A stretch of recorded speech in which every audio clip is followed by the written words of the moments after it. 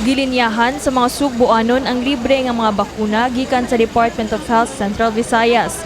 Lakip sa mga vaccines nga gihatag sa DOH mao ang flu vaccine batok sa influenza virus alang sa mga 18 years old and above, human papilloma virus kun HPV alang sa mga batang babae nga nagpangidaron og 9 to 14 years old ug pneumococcal vaccine batok sa pneumonia alang sa mga senior citizens. Muabot na sa 2,000 ang malampusong nakadawat sa mga vaccine. Gani gipahimugatan sa kawani sa DOH nga mamahimong maka-avail sa libreng vaccine sa mga nagkadayang rural health units ug health centers.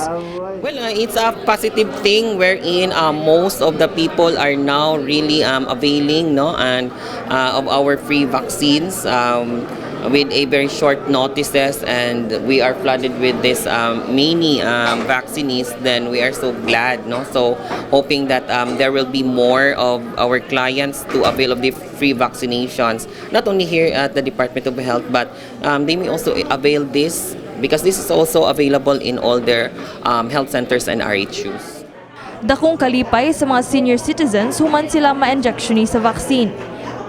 Smooth lang ba ang pamagi sa ilang vaccination so far, pero ako sana, realize nga need yun ni sa mga, labi na ang mga senior citizens nga pareha na ako.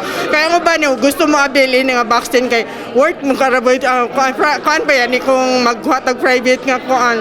So very good, mahal siya. So very good kayo ang kuan sa atong government karon sa DOH.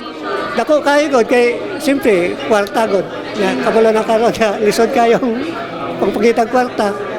So, nyamay sa mga ilang kwan, upsize sa ilang pamagi diri. Sunod na schedule sa libreng bakuna karong December 15.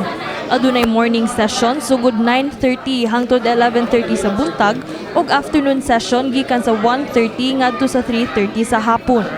Walk-in ang pamaagi sa pagpabakuna apan hatagan og prioridad ang mga senior citizens, healthcare workers, pregnant women, persons with comorbidity o uniformed personnel. Kini si Queenie Joligon alang sa MyTV, Cebu.